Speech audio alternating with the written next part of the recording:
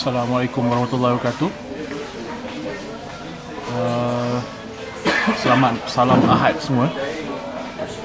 Okay, ni mungkin antara live pertama saya kat Malaysia sejak balik daripada Japan. Tapi saya belum apa-apa lagi, saya dah tengok belum apa-apa lagi dah tengok perkataan Japan pula. Nampak? Isetan, the Japan store. Okay. So belum apa-apa lagi dah nampak perkataan Japan lagi. Alright, so sekarang ni saya berada di Bukit Bintang di Bukit Bintang, di McDonald's Bukit Bintang. Seberang je daripada ni monorail ke apa, tak sure, stesen Bukit Bintang tadi. Dekat lot 10 sebab saya tengah nak return wifi yang saya sewa ketika saya berada di Japan untuk buat live apa semua. So okay, tujuan saya buat video ni sebab saya nak explain sikit. Ada one question daripada salah satu saya punya pembeli DVD Okay, basically dia pun tengah study untuk exam So dia tanya soalan tu agak ni lah, orang kata tak berapa berkait untuk pelaburan saham tapi saya just jawab lah kat sini. So dia bertanya tentang margin Okay, so margin account, okay, di dalam pelaburan saham ni bukan semua orang bukan hold account yang sama Okay, dia ada pelbagai jenis account So antara facilities yang di-provide oleh investment bank adalah margin account So margin account tu apa sebenarnya Okay, margin, sorry saya demam sikit Saya sejak balik daripada Japan ni, dia exhaustion tu collected 23 hari tu saya tak rest sangat kat sana. So dia accumulated, tiba-tiba memang dia mengejut So saya start demam semalam. So cuma hari ni saya terpaksa juga nak pulangkan wifi tu. So terpaksa keluar juga. Kalau ikutkan hati memang tak nak keluar. Okay, balik pada margin tadi So margin facility ni is basically satu facility yang investment bank provide kepada klien-klien tertentu Okay, sebab margin facility ni ialah satu extension of credit kepada klien, di mana masa yang diberikan adalah lebih. Okay, diberikan masa lebih untuk settle contract. Okay, tapi bukannya diberikan begitu saja. Usually klien kena apply and bergantung pada recommendation remiser. Also klien kena ada very good record of, orang kata ni lah, tidak ada masalah tak ada, orang kata bukan jenis yang tak bayar hutang, jenis yang bila ada control loss dia berdelay. Okay, so it depends on the recommendation of the remiser juga. Okay, and then at the same time klien kena ada portfolio yang bagus dia ada satu portfolio yang bagus untuk as a backup securities for the margin account.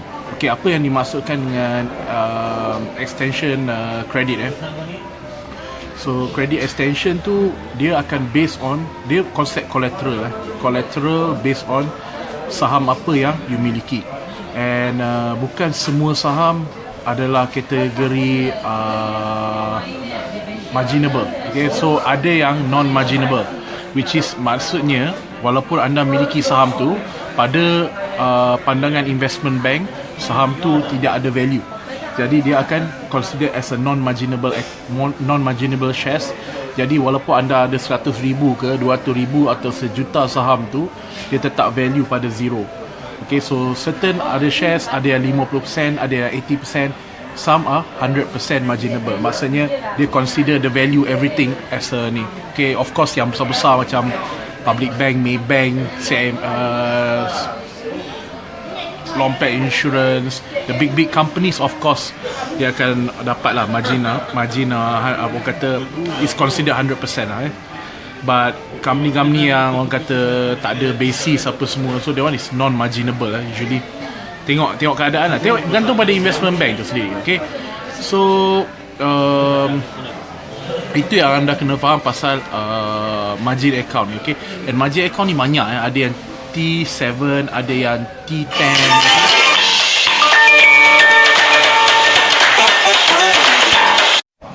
Sorry jawab telefon je. Adik saya jawab. Adik saya call. Okay, so mana tadi apa saya cakap tadi Saya pun dah lupa. Okay, pasal margin account tadi. Okay, so dia bergantung pada investment bank. So ada investment bank yang akan listkan saham tu sebagai non-marginable. Ada yang marginable berapa persen, 50, ada yang 100%, ada yang setahu saya selalu 50%, 100%, 80% yang saya tahulah. Okay, ada yang dia tak consider as ada value, so dia akan put as 0%. So maksudnya kalau value macam mana pun dia tetap zero value. Okay, so and then ada pula yang macam T7, T10, ada yang 30 days. Okay, dia ada macam-macam. Itu semua adalah produk yang di offer oleh investment bank tersebut. Okay, and then all these investment bank, they need to be approved. In order diorang nak keluarkan facilities ni, diorang perlu di approve oleh pihak, orang kata ni lah, pihak berkuasa lah. Alright, so nak menjawab soalan kepada saya punya DVD buyer tu dia tanya pasal 200%. Dia ada satu statement where the aggregate of funding tu tidak boleh exceed 200% from the shareholders fund. Okay, so apa yang saya rasa apa yang dimaksudkan okay, what does it mean by the shareholders fund Maksud shareholders fund tu is yang dalam balance sheet.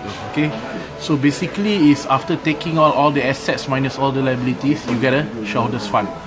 Okay, so from the shareholders fund tu dia ada value it's a very basically the worth of the company after taking into consideration all assets available and paying all the liabilities, so you get the shareholders fund. And from the shareholders fund, the company cannot grant more than 200% from that shareholders fund. Okay, to all clients itu maksud dia. Dia tak boleh grant. Katakanlah shareholders fund dia is only about 1 million so dia tidak boleh grant more than 2 million. Okay, 200% more. Okay, in total average of every single client and then yang saya baca statement bawah sikit tu, by individual dia tak boleh exceed more than 20%. Maknanya per individu maximum is 20%. Dia tak boleh exceed. Okay, so itu je sebenarnya maksud dia. And I'm not sure lah exam untuk yang sekarang ni macam mana, whether it involve calculation tak untuk that part. Okay, kalau dulu is just on the facts kita just kena ingat yang it cannot exceed 200% of the effective shareholders fund of the PO participating organisation. And then yang in terms of yang individu dia tak boleh exceed 20%.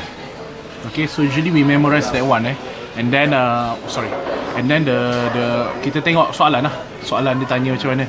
Okay, usually tanya macam tu lah direct, but now I tak tahu lah sebab I've taken the exam in 2011, so now it's been like berapa tahun dah kan, dah 7 years so I don't know the format right now lah, but itu basically explanation on, let's say lah dia buat calculation pun, they might just give you asset and liabilities and you need to count yourself how the shareholders fund, ataupun direct soalan tu maybe dia akan bagi shareholders fund, so you kena calculate not more than the 20%. Depends on the question, okay? Because the module 6 and 7 can be quite tricky sometimes. The soalan dia macam tu lah, dia can be tricky, so jangan tertipu. Baca soalan betul-betul. Alright, so saya harap itu explain a bit on the 200% and the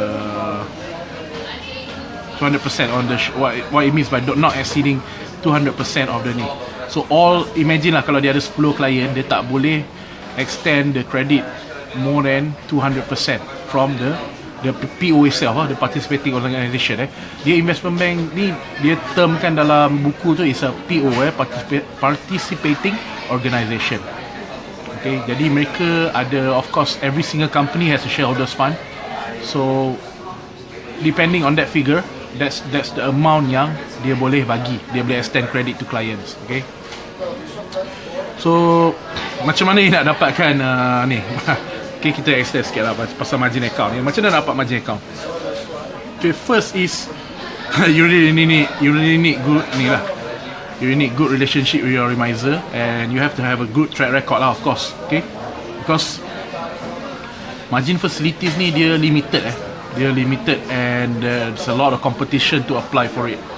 Okay, dia bukannya kan tadi dah mention kan 200% je dia ada, tak boleh exceed than that. So usually it's fully penuh memang penuh, and it takes like every like maybe 6 month or ni company akan buat satu review. Dia akan review siapa yang tak gunakan facilities tu, sangat tak guna, orang kata tak guna langsung, dah tak beli apa-apa saham langsung, even the inside dia punya portfolio pun zero shares.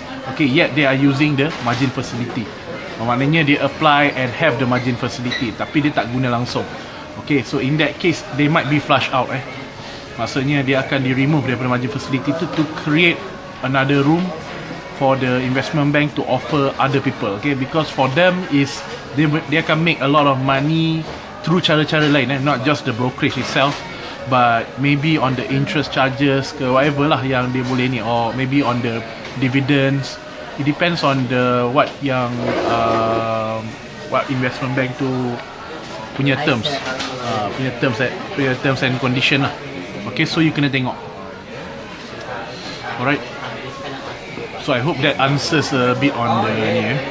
Okay, so maybe today pun saya harap tu jawab soalan Zul Izzi Nordin. Okay, thank you for asking the question. Kalau ada soalan lagi boleh tanya. Okay, pada mereka yang tak tahu, memang Ruki Saham Berkait, we have a DVD, okay, that we sell. I think it's still available, www.rukisaham.com. So you can order the DVD there. So DVD tu the content is berkaitan dengan fundamental sebab saya memang on a fundamental investors. I'm not into the graph and anything. Saya memang fundamental, and I try to teach how to approach shares based on fundamental analysis. And the DVD tu adalah all the basics that you need to know about fundamental, and how do you go about from basics to master level. Kena mengetahui lebih lah. Of course, after watching the DVD, of course you need to learn more. Kena banyak lagi membaca, kena banyak lagi test, do hypothesis, kena banyak buat simulation. Okay, so that's that on the itulah for those who don't know lah. And then for those buyers of the DVD, we have a support Telegram group. So mereka yang beli DVD tu, InsyaAllah saya cuba support for life lah selagi saya hidup kat muka bumi ni. Okay, and I'm still able to sihat walafiat apa semua, selagi saya masih mempunyai kudrat dan kekuatan. So selagi tu saya akan teruskan support lah, insyaAllah. Okay, pada pembeli DVD tu. Okay, mereka boleh can ask a lot of questions there, and insyaAllah saya cuba untuk whether saya akan type, whether saya akan buat satu blog, atau maybe saya just do like a video like this to answer the questions. Okay, a bit. Okay, saya putting saham pula aside, kita cerita pasal ni it's something yang that just came to my mind saja-saja. Orang kata tengah enjoy orang kata in last 23 weeks plus. This is my first McDonald's in 3 weeks plus, so I'm quite enjoy it, nak relax pace. So betulan saya tengah makan ni, saya duk fikir pasal just nak sharing about mereka. Okay, especially this one is for, saya tujukan kepada mereka yang masih young in the age of around 25, 26, baru kerja setahun dua. Okay, this is my advice. If you have in mind you nak start up a business. Okay, when you want to start up a business, and you nak completely quit your job and do your business 100% serious, there are some things yang you kena faham pasal business. Okay, understanding a business, dia jangan terlalu tengok yang the best part only. Dia tengok orang yang dah sukses, dah apa semua kan, enjoy holiday gila-gila, being their own boss. Okay, everything that is a perks for doing business. But it's a lonely journey. Okay, especially when you start daripada bawah, it's a very lonely journey. It's a very tough journey. Okay, dia tak ada jaminan dia tak ada jaminan macam pekerjaan ni sekurang-kurangnya you slack off macam mana pun gaji masuk. Okay, but not in business. In business you can burn everything. Okay, so nasihat saya yang pertama before you want to start up, number one is you need the resolve. Okay, you kena ada very high resolve that you want to do it. Okay, when it means that you want to do it, you kena dedicate time to do it. Okay, so any single idea yang you ada, okay, any single idea that comes to your mind every single day while you are working, you kena also crack your mind that what business do you want to do. Okay, ada orang minat services, ada orang minat business yang physical. Okay, saya tak minat business yang ada physical inventory, saya tak minat. Saya minat services. Okay, because it's what I do best. Okay, I'm very good at servicing people. Okay, so it depends on the ni. Ada orang minat restoran, ada orang minat masakan. Okay, so first thing is you must write down every single idea that you have. Okay, write down in a book. Okay, keep that idea. Jangan buang any single idea, because idea ni adalah satu ilham dan ia percuma. Okay, whether it works or it doesn't work, doesn't matter. You kena simpan idea tu dulu. Okay, keep it somewhere where you can access balik that idea. Okay, and number two, lepas you dah ada idea, you need to do your research. When I say do your research, means that you need to do your homework. Homework ni maknanya you kena membaca. And kalau boleh, you kena start associating yourself with the people in that line. Okay, whatever line of business yang you nak buat tu, you kena start associating and spend more time with these people rather than spending time with whoever you are spending your weekends with. Okay, your weekends with, because this is a phase where you are starting your business.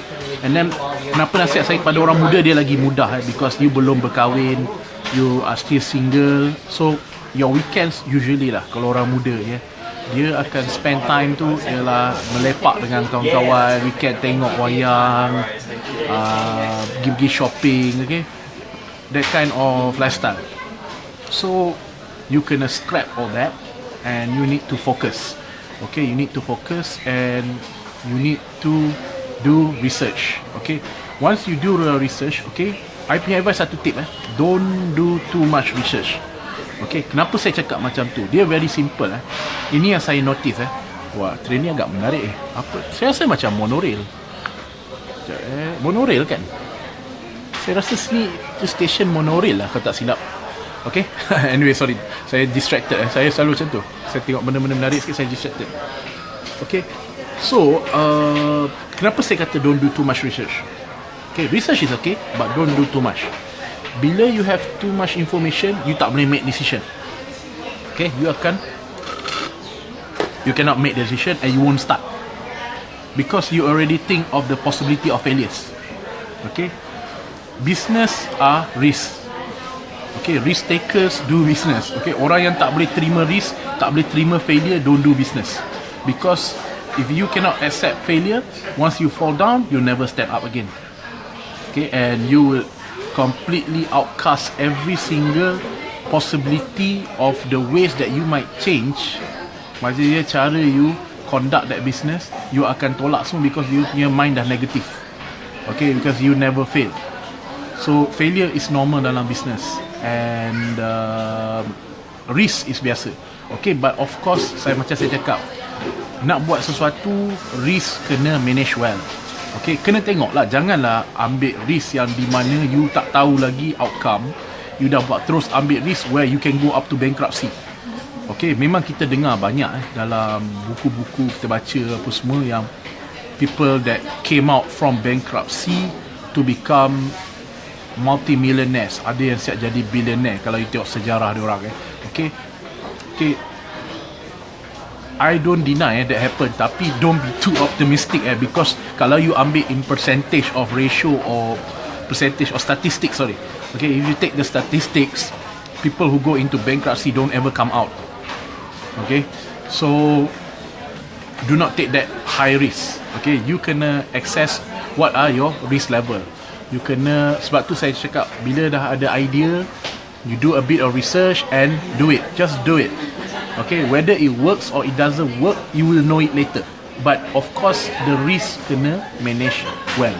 Okay, jangan sampai you burn everything. Okay, itu dah orang kata ambil risk tak tutup pasal. Okay, and bila you dah buat sesuatu, you dah buat your business, you've done it, okay, and it doesn't work. Okay, say it doesn't work lah. Okay, it doesn't work. Okay, what you need next is you need to be, orang kata, persistent. You kena teruskan juga buat benda tu. Okay, sebab dia, you belum habis exhaust all the possible ways that you can think of to do that business. Belum lagi. Okay, lain dah kalau you memang dah buat benda tu banyak sangat kali sampai you memang dah, orang kata, putus asa. Okay, banyak kali jangan just one way and then you kata, oh ni tak jadi lah, tak boleh lah. Okay, you kena cuba alternative ways. Okay, that's what businessman is good at, finding alternative solution to a problem. Okay, for us a problem is not a problem. A problem is opportunity. Kalau manusia tak ada problem, we businessmen cannot make money. Okay, it's because problem exists, opportunity exists. So for us, a problem is good. Okay, so we are problem solvers and we think of alternative ways to solve a problem. Okay, kalau tak boleh cara ni, kita buat cara ni. Kalau tak boleh cara ni, kita buat cara ni. Okay, so itu antara benda yang you kena buat bila you nak start a new business ataupun baru nak melangkah ke dalam dunia business. Okay, and then last sekali yang paling penting, self belief. Okay, if you don't have self belief in yourself, you will never succeed. Okay, because when you are doing something outside the ordinary, orang kata, especially those yang dah bekerja dalam big companies, good salary, good benefits, apa semua, and you want to quit and do something else yang belum tentu jadi, there will be a lot of naysays. Okay, there will be a lot of negative perception, there will be a lot of negative people. Okay, saya punya principle is saya tak ambil pork. Okay, I don't care what people think, I don't care what people believe. I need to believe on what I believe. Okay, I need to believe in my capabilities, I need to believe in myself. Okay, I need to believe I can do this. Okay, you'll be surprised by the power of self-belief. The more you believe, the higher chances for you to succeed. Okay, dia memang sound ridiculous lah, orang kata believing in yourself apa semua ni is very subjective kan. Okay, so but believe me, kalau you percaya you boleh buat, okay, you tidak akan mudah falter, orang kata. You will not easily falter despite whatever circumstances you face, despite whatever hurdles that you face. You akan cari jalan untuk break that barrier, break that wall. Okay, so I hope tu lah. Okay, saya rasa ni pun dah banyak saya cerita. Sebenarnya saya nak cerita pasal saham je. Okay, so I hope my advice to youngsters yang who is also following me on my Facebook. Okay, I hope you all will take note because I'm telling you all from my own experience. Okay, I'm not good at orang kata taking from books or whatever. Sebab saya pun bukannya kerap membaca dah sekarang ni, because most of the time is I'm doing currently my own thing and doing a lot of experiments. So I'm reading lesser books now compared to when I first started. Okay, when I was having more time apa semua, saya memang enjoy spending. Even now, macam saya cakap, the only time for me to read a book properly, properly maksudnya saya sit down boleh baca buku tanpa gangguan, is only when I'm on long holiday macam dekat Japan hari tu. Okay, sebab tu dekat Japan tu saya bawa buku tu. Okay, The Intelligent Investor. Tu pun tak habis lagi. So I just curi-curi mana yang boleh dalam bullet train, dalam ni saya akan cuba baca. Okay, because my strength is I learn faster through visual to sound. Okay, sound, visual. So my best teacher is always YouTube. It's the fastest thing that I can learn from. Okay, itu cara saya. Tapi bergantung, ada orang dia perlukan physical writing. Okay, so itu berbeza. Jadi nasihat saya pada mereka yang ada hasrat nak buat bisnes apa semua ni ialah teruskan apa yang you nak. You need to believe in what you are capable of, and kalau benda tu menjadi, you will, when you look back, when I look back, when I made decision to berhenti saya Nabi kan, okay, it was the best decision of my life. It was the best decision of my life. I'm now have freedom. I can go wherever I want to go. I boleh buat apa saja. There's no concept of I have to wake up, I have to do report, I have to submit meeting, I have to go meeting, I have to do a lot of, you know lah, all those whatever corporate things lah, okay, that I used to do. So it's a blessing, okay. Despite all the hardship, masa saya start 7 years ago, it was a blessing. When I come back, I sit down like this, I think back of my what I've gone through during the past 7 years. I'm grateful for that decision that I made, okay, to quit my job and do a business full time. So pada mereka yang mempunyai that kind of vision, that kind of dream, okay, I really encourage you. I really encourage you to do so. Okay, jatuh bangun ni biasa. If you are still young, okay, take that risk. You won't regret it. Okay, InsyaAllah you won't regret it. Okay, so itulah saya akhiri dulu saya punya video ni. Okay, asalnya saya just nak cerita pasal saham, tapi kita tambah sikit motivation. Kita tambah sikit motivation. Jonathan Chai, my friend, Chai Susun. Okay, my good friend from the practical days. I mean, there was what year was it? 2007, I think. So okay, he's doing well in Singapore. So I hope you, I hope when you come back we could have some, you know, chatting. Dah lama tak jumpa dia. Alright, so InsyaAllah saya akan teruskan saya punya sharing, saya punya live. Saya akan teruskan momentum, so InsyaAllah saya akan share more pula on Japan side also, on travelling to Japan. Besides on business and saham, saya juga seorang yang very enthusiast on Japan travelling. So InsyaAllah saya akan share more on that. Okay, saya baru daripada balik. Saya sekarang dekat ni if you tengok, saya dekat Bukit Bintang. Bukit Bintang, because I rented a wifi dekat sini. So mereka yang nak beli JR Pass ke, nak sewa wifi, saya memang recommend sewa di wifi di HIS. It was very fast. Okay, in Japan saya boleh buat live apa semua tanpa gangguan. And it was quite cheap, RM15 a day for SoftBank punya ni. SoftBank punya network. It was kind of nice. Okay, alright. So saya akhiri dulu saya punya video. Alright, Ruki Saham, Mr. Ruki Saham signing off. Assalamualaikum warahmatullahi wabarakatuh.